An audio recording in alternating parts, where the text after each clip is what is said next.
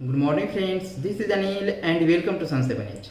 दोस्तों, आज की महत्वपूर्ण खबरों के साथ मैं आप लोगों के बीच में उपस्थित हूँ। आइए हम लोग शुरुआत करते हैं। इससे पहले यदि आप हमारे चैनल पर नए हैं, चैनल को जरूर सब्सक्राइब कीजिएगा और अपने दोस्तों को भी शेयर कीजिएगा, बिकॉज शेयरिंग इज केयरिंग।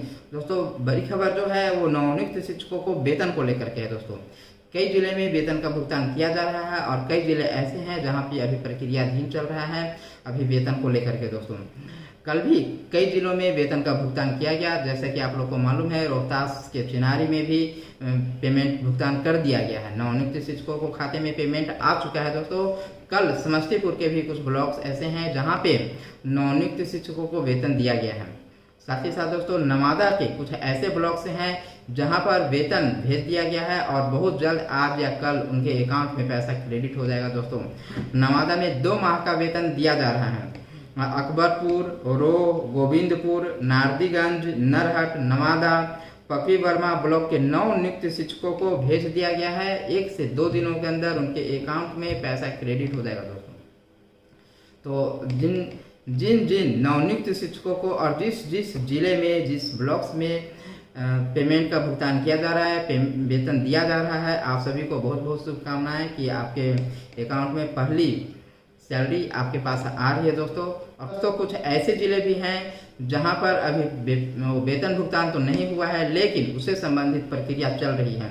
कई जगहों पे आप देख रहे हैं कि शिक्षा विभाग की तरफ से लगातार 2-3 लेटर निकाला जा रहा है, बार बार रिमाइंडर किया जा रहा है। कुछ नवनियुक्त शिक्षक ऐसे हैं जिन लोगों की तरफ से आवश्यक कागजात नहीं जमा हो रहे हैं, इस कारण UAN नंबर जनरेट करने में समस्या हो रही है। जितने भी प्रखंड में या जिले में जितने भी नवनियुक्त शिक्षक हैं, सबका ये प्रोसेस एक ही साथ होगा। यदि उसमें से 2-3 लोग छूट जा रहे हैं तो समस्याएं आ रही है और उसी के लिए शिक्षा विभाग को लगातार लेटर और रिमाइंडर निकालना पड़ रहा है। दोस्तों, कई जिले ऐसे हैं जहां पे 2-3 बार लेटर निकाला जा रहा है और फिर भी कुछ नवनियुक्त शिक्षकों की तरफ से अपने आवश्यक डॉक्यूमेंट्स जमा नहीं किए जा रहे हैं।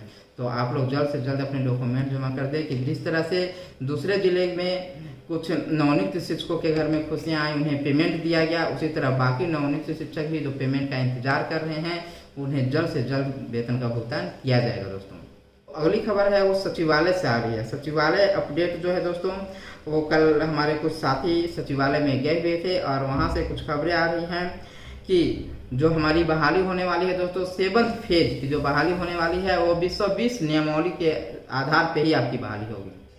वेब पोर्टल बनकर के तैयार हो गया है। इस बार की बहाली ऑनलाइन और सेंट्रलाइज तरीके से ही होगी। दोस्तों, ये भी खबरें आ रही है अपर मुख्य सचिव दीपक कुमार सर की तरफ से दोस्तों कि इस बार जो 7th फेज की बहाली होगी वो ऑनलाइन और सेंट्रलाइज्ड होगी।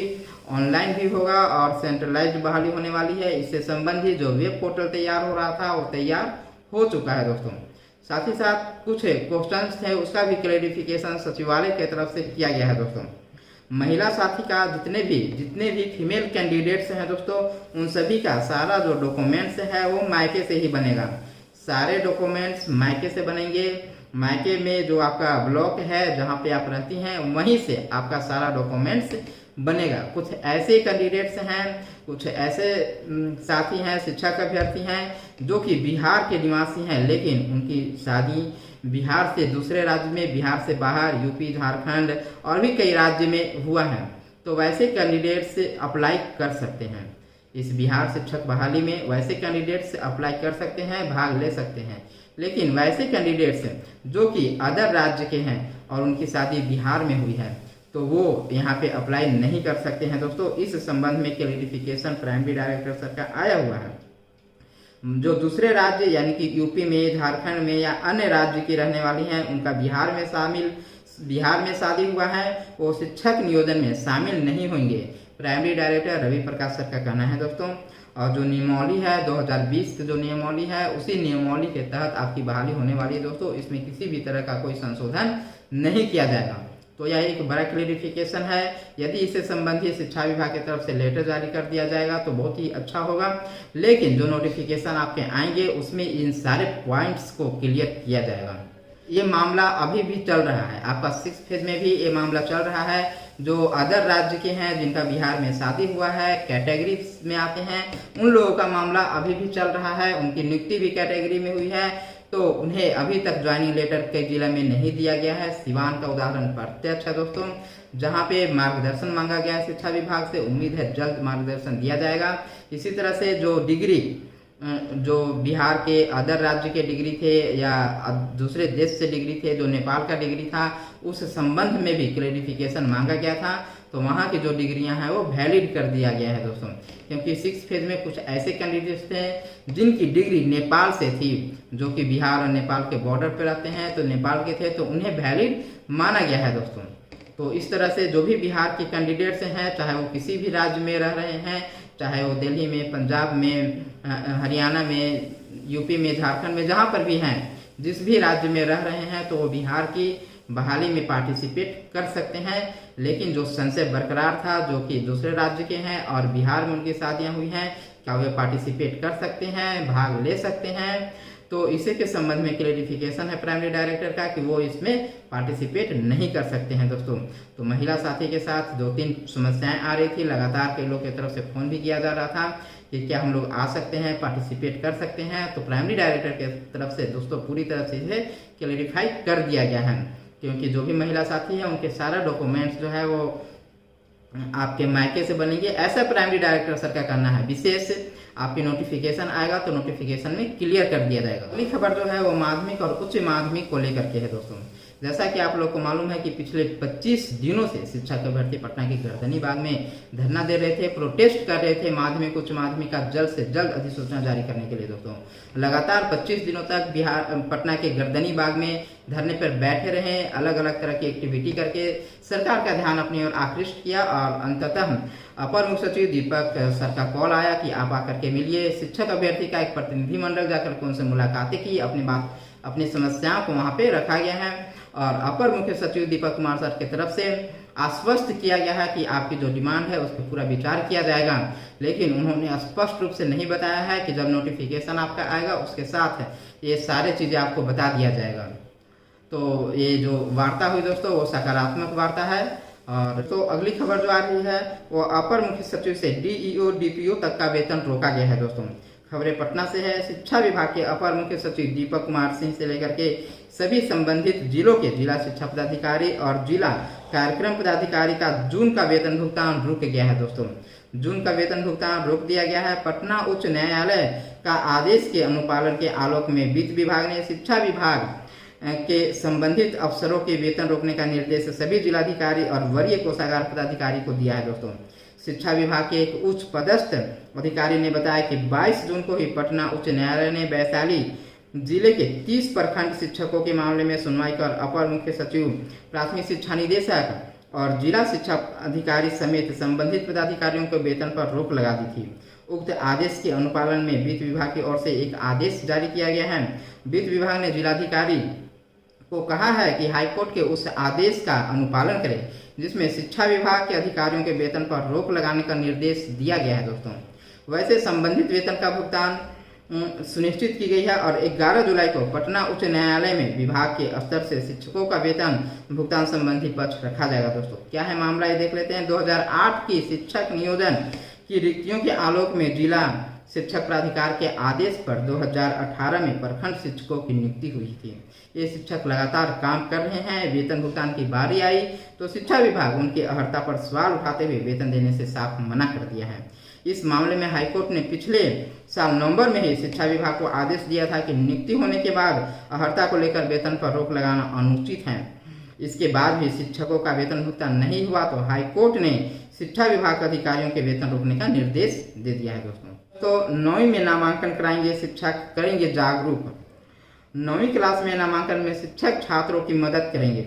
जो बच्चा 8वीं का टीसी नहीं लेगा उसको टीसी दिलवाकर माध्यमिक स्कूल में 9वीं में नामांकन करवाया जाएगा दोस्तों।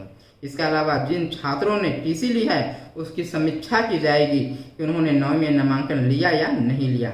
8वीं के बाद सभी छात्र 9वीं में नामांकन ले, इसके लिए पटना जिले में प्रभात फेरी निकाली जाएगी। पटना डीईओ अमित कुमार ने बताया कि 8वीं से 9वीं में 100% नामांकन का लक्ष्य पूरा किया जाएगा। मध्य विद्यालय के तमाम शिक्षकों को यह जिम्मेदारी दी गई है कि एक भी बच्चा स्कूल नहीं छोड़े। माध्यमिक और मध्य स्कूल के प्राचार्य आपस में बैठ सभी बच्चों का नामांकन सुनिश्चित करेंगे। शिक्षक अभिभावक को जागरूक किया जाएगा। पटना डीईओ अमित कुमार ने बताया कि 15 जुलाई तक 100% नामांकन पूरा किया जाएगा दोस्तों। शिक्षा विभाग ने रखा 100% नामांकन का लक्ष्य, प्रभात फेरी निकालकर फैलाएंगे जागरूकता। तो 8वीं पास 18% छात्राएं और 17% छात्र छोड़ देते हैं पढ़ाई। शिक्षा मंत्री माननीय विजय कुमार चौधरी सर का कहना है दोस्तों, राज्य में 18% छात्राएं और 17% छात्र 8वीं पास करने के बाद 9वीं में नामांकन नहीं लेते, वे पढ़ाई छोड़ देते हैं। इन बच्चों का 9वीं में नामांकन कराना सरकार एवं समाज दोनों के लिए चुनौती है। सरकार ने संकल्प लिया है कि इस वर्ष 8वीं की परीक्षा पास करने वाले सभी छात्र छात्राओं का नामांकन अभियान चलाकर 9वीं में कराया जाएगा। ये बातें शुक्रवार को राज्य के शिक्षा मंत्री विजय कुमार चौधरी ने बिहार शिक्षा परियोजना के तत्वावधान में आयोजित प्रवेश उत्सव में कही। उत्सव का आयोजन राजधानी के राजेंद्र नगर स्थित बालक हाई स्कूल में किया गया। मंत्री ने कहा कि प्राथमिक कक्षाओं में लगभग 99% बच्चों का नामांकन होने लगा। यह प्रदेश के लिए अच्छा संकेत है और सरकार 9वीं में 100% नामांकन का लक्ष्य निर्धारित किया है। इस वर्ष 18 लाख बच्चों ने 8वीं पास किया है, सभी का 9वीं में नामांकन कराया जाएगा। मंत्री ने निशा नाम की लड़की का नामांकन लेकर प्रवेश उत्सव का शुभारंभ किया। शिक्षा विभाग के उपर मुख्य सचिव दीपक कुमार सिंह ने कहा कि पढ़ाई छोड़ने वाले बच्चों को प्रोत्साहित करना सभी की जिम्मेदारी बनती है। दोस्तों, माध्यमिक और उच्च माध्यमिक के लिए विद्यालय को उत्क्रमित तो कर दिया गया है, लेकिन 9वीं और 10वीं क्लास में शिक्षक नहीं है।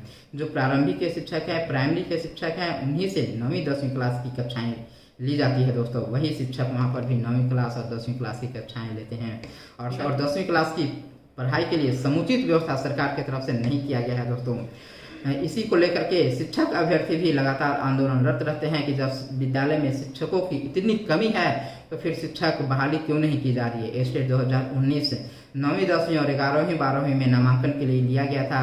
9वीं STT 2019 जो एग्जाम था दोस्तों, वो 9, 10, 11, 12 कक्षाओं में शिक्षक की बहाली के लिए लिया गया था, लेकिन 2019 में जो वैकेंसी आई थी दोस्तों, 2022 से आधा समाप्त हो चुका है, लेकिन अभी तक उसको लेकर के सरकार की तरफ से किसी भी तरह का कोई अधिसूचना जारी नहीं किया गया है।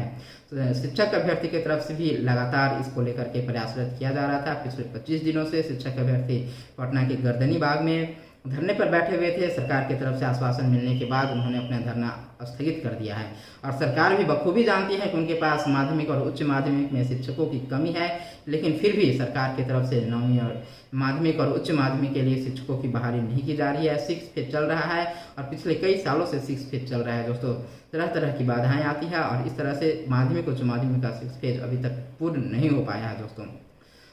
लेकिन शिक्षा विभाग का कहना है कि इस वर्ष जुलाई में ये प्रक्रिया पूर्ण हो जाएगी और उसके बाद STT 2019 की बहाली शुरू होगी दोस्तों। तो इस माध्यम में शिक्षक आ जाएंगे और उनकी कक्षाएं भी प्रॉपर तरीके से चलेंगी दोस्तों। बहरहाल आज के सुर्खियों में इतना ही, फिर मिलता है अगले वीडियो में आप संजय बने के साथ।